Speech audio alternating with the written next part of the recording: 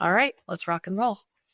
Welcome to another episode of Space Nuts. I am your host, Heidi Campo, today, filling in for Andrew Dunkley, and I'm here with Professor Watson, astronomer at large.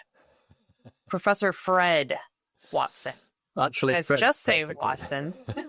If I just say Watson, it makes it sound like this is a mystery podcast and not a space podcast. Yeah, that's right. Elementary, my dear Watson.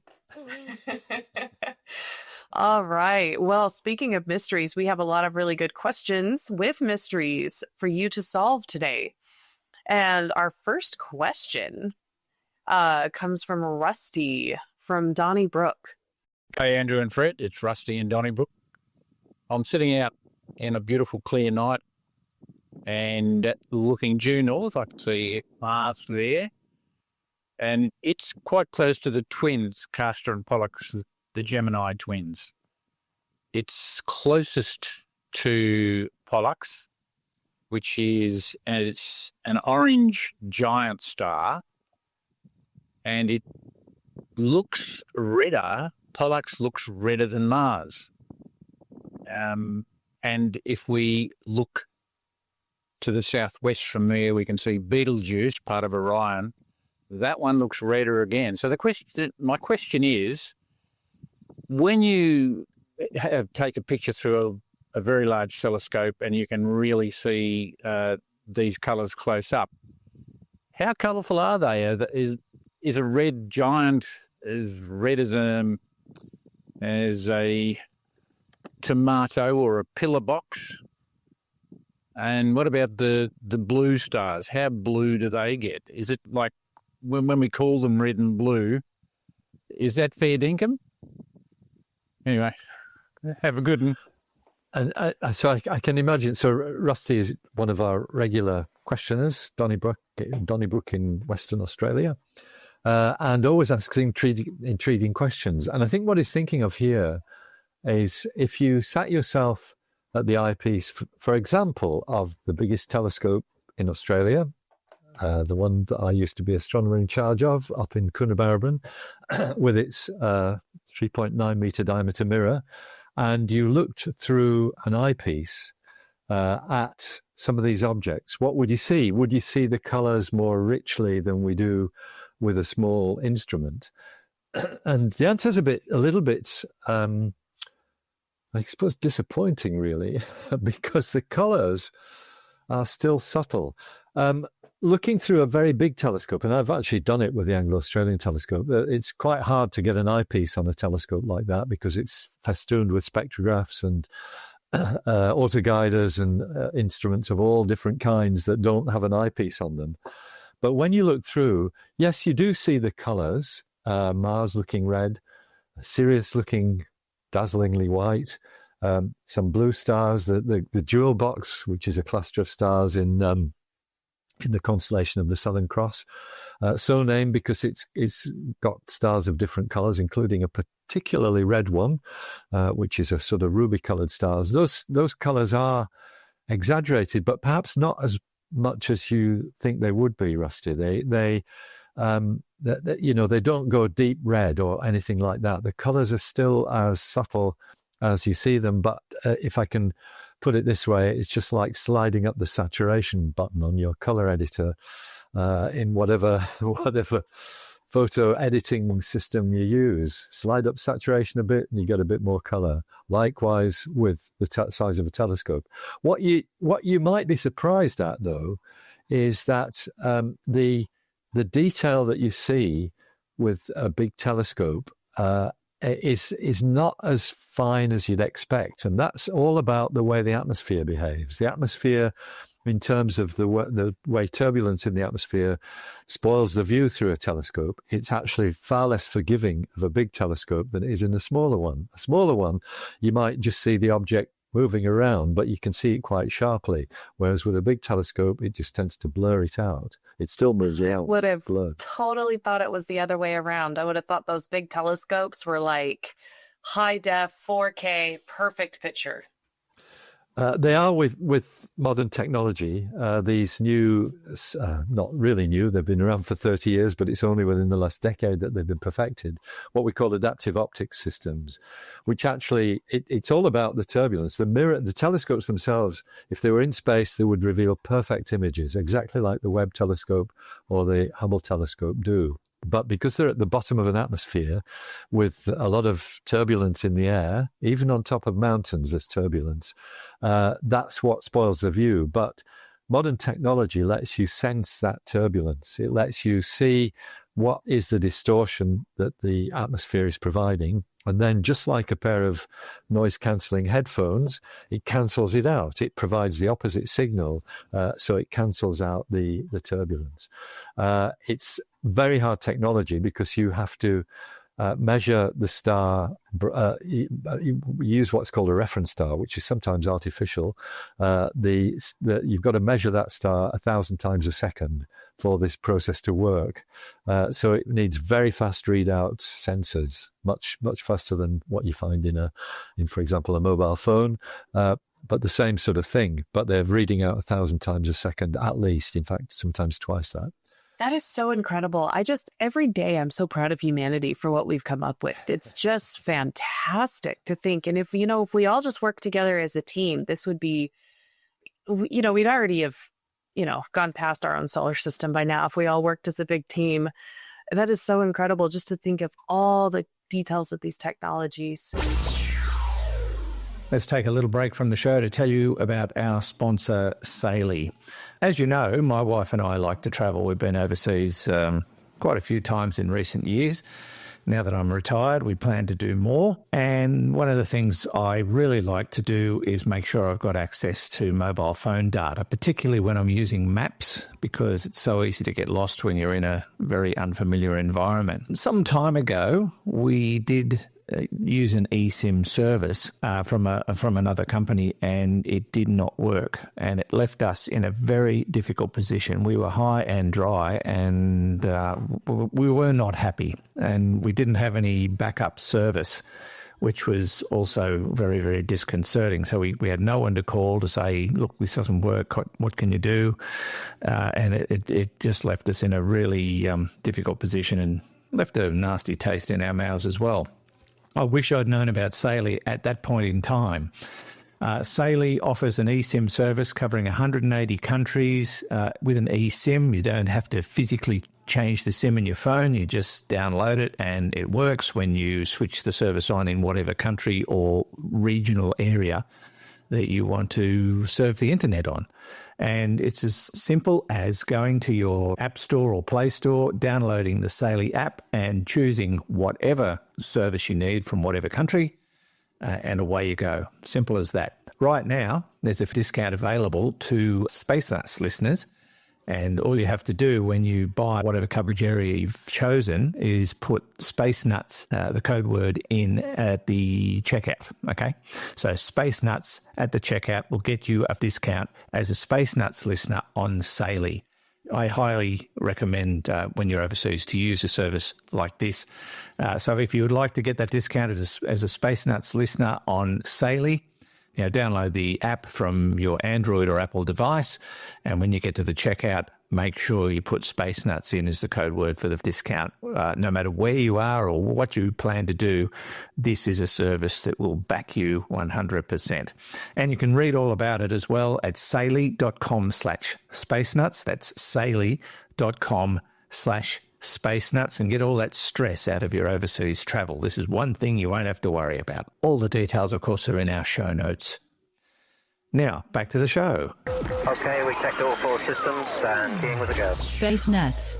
Well, our next question is from Dan from California. Dan the man. He says, I was reading about gamma ray bursts and how devastating they can be should they hit Earth. Can you explain why gamma ray bursts become less lethal the further away they are, because the majority of space is a void rather than dust, I assume? The same goes for radio waves, where over distance they get weaker and weaker. Is this really due to dust and gas that are weakening the signals? Thanks. Yes, it's actually nothing to do with dust and gas. Dan, sorry, wrong name. Reading the wrong bit of the question. Dan, the reason why things get weaker the further away you get is because of a fundamental law of physics, which is called the inverse square law. And that is that if you double the distance that you are from a source of gamma rays or radio waves or whatever, you double the distance, the signal drops by a factor of 4. It's the square of the distance. That's why it's called the inverse square law. So double the distance, you get, a quarter of the signal. And if you then double the distance again, it goes down by an equally large, it goes down by the square of the new distance. The new distance is 4, so it goes down by 16, a factor of 16. And that's why all these signals get weaker. Dust and gas do impact on them. And for example, perhaps the best example of that is the center of our Milky Way galaxy at a distance of about 25,000 light years. We can't see the center of that with visible light telescopes because of the dust that blocks our view. It's dusty in the Milky Way, and the center of our galaxy is hidden. Infrared radiation penetrates the dust, and that's why we can actually see the center of our galaxy in infrared, but not with visible light. So dust certainly has an effect, but it's the distance that is the real effect. This inverse square law means it's the square of the distance by which it drops every time you move away. I wonder if that's everyone has that crazy friend that always is just on speakerphone. They're like, oh, I don't want to hold the phone up to my head. I don't want the waves to get me. Yeah. I'm going to hold my phone, 2 feet away from my face, and I'm going to shout into it so everybody can hear my conversation. Who knows? Maybe they may be onto something. Well, you're right that sound waves also are affected by the inverse square law. So if you double the distance from the person who's yelling into their phone, then it's going to go down by a factor of 4. So that you try doubling the distance twice, and it'll drop by a factor of 16. Yeah, I can't hear you.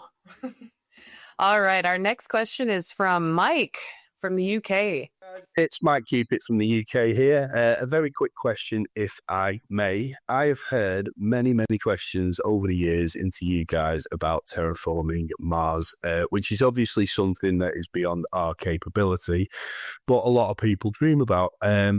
What about terraforming Venus? It's not something I've heard a lot about. Now, obviously, it's probably still beyond our capability, so let's just talk sort of theoretical, but would it just be a case of blocking out some of the sun's rays to cool the planet down and potentially reverse that runaway greenhouse effect that's happening on Venus? So potentially, just thinking outside the box, possibly collide two asteroids together and let the debris catch in the orbit of Venus, blocking out some of the sun and then cooling it down, or potentially even sort of build a structure to block some of the sun's rays. And the other question as well, and like I say, I know this is probably beyond our capability, but if we did manage to do that and cool the planet down, if we could get the conditions on Venus to be similar to what they are on Earth, which would probably never happen anyway, but would it stabilize, or would the greenhouse runaway effect happen again? Is it too close to the sun to hold a stable atmosphere and a similar temperature to Earth? Love the show. It's my favorite podcast in the world. I listen to it all the time. I think I've listened to just about every episode. So regardless of whether you answer my question or not, please keep up the good work. And thank you very much for your time. Yeah, that's a great question, Mike. Terraforming Venus. Venus is so different from the Earth in its natural environment that it's hard to think of you can think of more different planets because exoplanets are even wider in range. But yes, here we've got a planet with a surface temperature of about 460 degrees Celsius, hot enough to melt lead, hot enough that the rocks probably glow a dull red as well because of that temperature. and an atmosphere whose pressure is 100 times the pressure of the Earth's atmosphere, laden with carbon dioxide. And just to add to that lovely benign picture, in the upper atmosphere, it drizzles sulfuric acid. So you've really got a hellish circumstance for anybody on Venus. How could you terraform it? Well, you're right that the fact that Venus is, it's much nearer the sun than we are on Earth, that contributes and goes back to the question we were just talking about. It's the inverse square law. So you're actually getting far more radiation than you might think just by being, a few tens of millions of kilometers nearer to the sun. The idea of blocking the sun's light is something that has been suggested quite seriously on Earth in order to reduce the carbon footprint that we're all making. If you launch, I'm trying to remember who suggested it at first. It's somebody I know, and I can't remember who it was. But if you launch a swarm of spacecraft and put them at what we call the L2 point, the second Lagrange point, which is a stable position between any planet and the sun, where the gravity balances out. You put this swarm of spacecraft. This was suggested for the Earth, but it would equally apply to Venus. You could do the same thing to try and block down the sun's light. I'm not convinced that that would actually have any positive effect on the atmosphere of Venus. It would certainly cool the radiation that it feels from the sun. The carbon dioxide rich atmosphere would still act as a runaway greenhouse atmosphere. So I think you would still have these very high temperatures, and I don't think there is any technology we could imagine that would change that. And if you were going to think about terraforming somewhere, and I should say it's pretty well impossible, but if you were going to think of it, Mars will be a better bet. You'd have to keep on terraforming it, though, because Mars doesn't have enough gravity to hang on to an atmosphere like the Earth's. So I think you're right that you would not lose the runaway greenhouse effect. It would not go away, basically. Yeah, Venus is really, I'm sorry, Venus, it's a terrible, terrible planet. It's really, I think, pretty nasty as far as everything that's going on that planet. But, we did historically used to think that was going to be the most similar, closest planet to us. And then we flew some satellites by it and we're like, oh, that's terrifying. Okay. But yeah, you're right. I mean, it is similar. It's virtually the same size as Earth. There's some new research just been released, actually, which I nearly thought we might talk about on Space Nuts. And it's about the crust of Venus.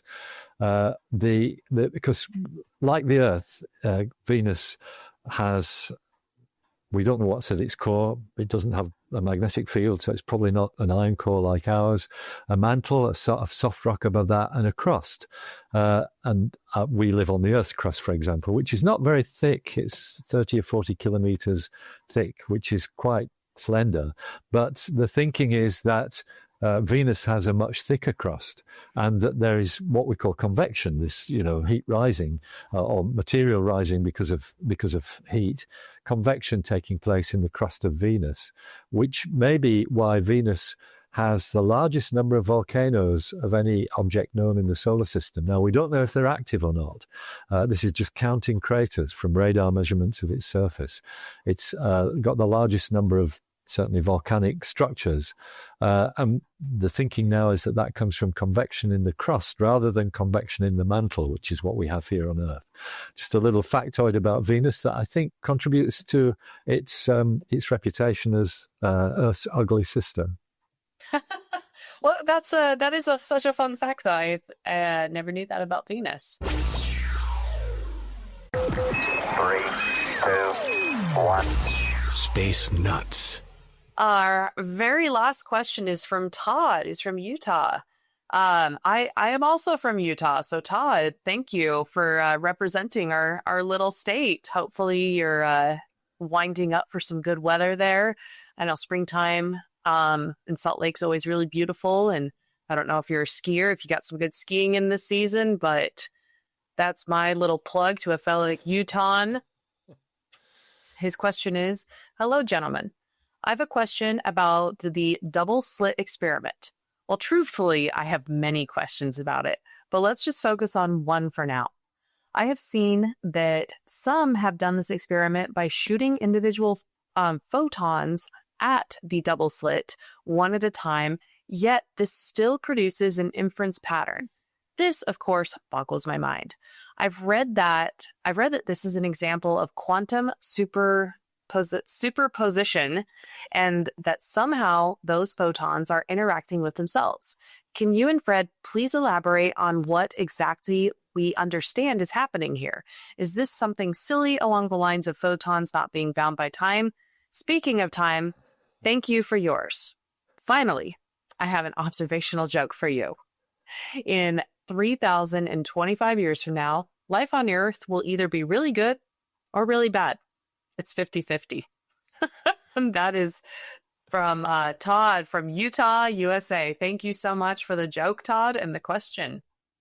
I like the joke a lot, but nobody I've told it to so far gets it. So I'm obviously losing something in the retelling there. It's a good one. Thank you, I think Todd. you need a better audience. They're not laughing at that. They're maybe so. Yeah. Anyway, the question, this is, and just to, sort of fill in the backstory, what are we talking about with the double slit experiment? If you pass beams of light through two slits, under the right circumstance, they will interfere with one another. And that means we will see bright and dark patterns because of the way the waves mix. So waves of light basically can add together or can cancel out. And it's where they add together and cancel out that we see these bright and dark patterns. I was very keen on interferometry, the technique of doing that and making measurements by it when I was a young student.